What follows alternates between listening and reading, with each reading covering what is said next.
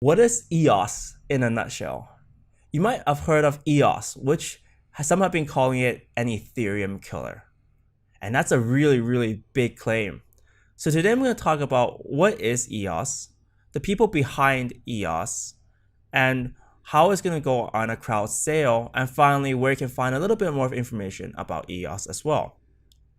So let's start off by summarizing what is the key concept behind EOS. EOS will be a platform to support decentralized apps. That is its core, and it's designed to be a very easy way for developers to create decentralized apps. So first, you might ask, what is a decentralized app? Well, the Ethereum name service is a very good example of a decentralized app. It allows you to buy various Ethereum-based domain names by interacting with this kind of app using smart contracts. You can perhaps bid on a name, then you can send various amounts of Ether for a bid, and now you're interacting with a decentralized computer. There's no central authority here. And with this is a good example as well, because when you interact with it with a smart contract, you actually pay in gas. You have to pay for it, and it makes sense because, well, you're getting a product of a product out of it. In the form of a domain, Ethereum domain. Well, that might be good for some apps such as the Ethereum name service, but let's take another example of another type of decentralized app, which is Steemit. Steemit is actually at its very core a decentralized blogging network. It's a decentralized social network. And you might say, well, Steemit's not on Ethereum. Why I use this as an example is because Steemit is absolutely possible to be built on EOS. So you can actually build a whole blogging network on EOS.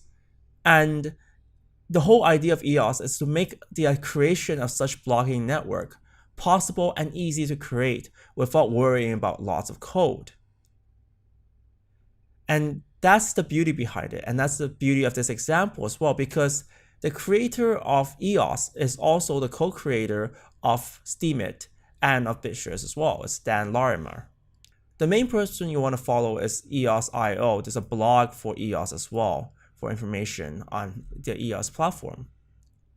EOS differs from Ethereum in a sense that EOS is easy mode, whilst Ethereum is hard mode. Ethereum, to create apps, you must really write the app, then put it into machine code and to run on the Ethereum network. With EOS, they try to make that easier and have these kind of decentralized apps in readable code on the EOS network. And not only that, there's a lot of significant changes and upgrades to this process. For example, you no longer need smart contracts to interact with EOS decentralized apps. So users no longer have to pay money to interact with it. And that makes a lot of sense for something like Steemit. If you want to submit a story, you don't want to start creating smart contracts and start spending money to do that. EOS also provides basic services such as database management, account management, and other services on the platform already. So you don't have to rewrite the code for it. On Ethereum, if you wanted to do that, you have to rewrite a lot of different sorts of code for all these features and have to do it yourself, whilst EOS provides these features as a base. It's kind of like Windows as an operating system. EOS is an operating system for the creation of smart apps. And that's why EOS is so powerful, because it has so many of these tools built inside already. Right now, EOS is still at its infancy. There's a white paper and there's development on GitHub. The white paper details things such as their proof of stake system, their low latency, their usage, and a lot of the key features of EOS. So that's a really great place to start kind of reading and learning a bit more about EOS.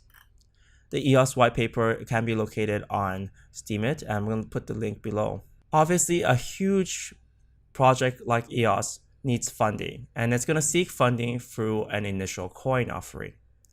And an interesting thing about the ICO is that it's going to use Ethereum to host it. It's going to create ERC20 tokens on the Ethereum network, and it's going to go through a very interesting initial coin offering. A lot of initial coin offerings we've seen last just hours with a maximum goal, and once it reaches a goal, it closes. With EOS, it's going to be different. It's going to last a whole year. This is the first type of ERC token sale that's going to go through this process. It's going to be very interesting to follow as well. So how it's going to work is that every day during this year, after it starts rather, it's going to have a certain amount of tokens that's going to be up for grabs. And it's going to be distributed in proportion to how much the total amount is being paid. And that sounds crazy, right? So if there's two competitors for it, and someone pays 8 Ethereum and someone pays 2 Ethereum, then 80% will go to the person who paid 8 Ethereum, and 20% will go to the person who paid 2 Ethereum. So it distributes like that, and it's going to last a whole year.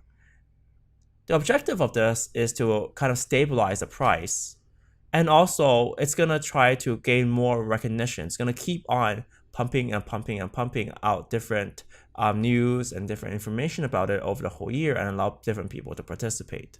So it's going to be a very, very interesting token sale, and it's going to be quite interesting to follow in the future. And I'm definitely going to cover that once it's about to go live.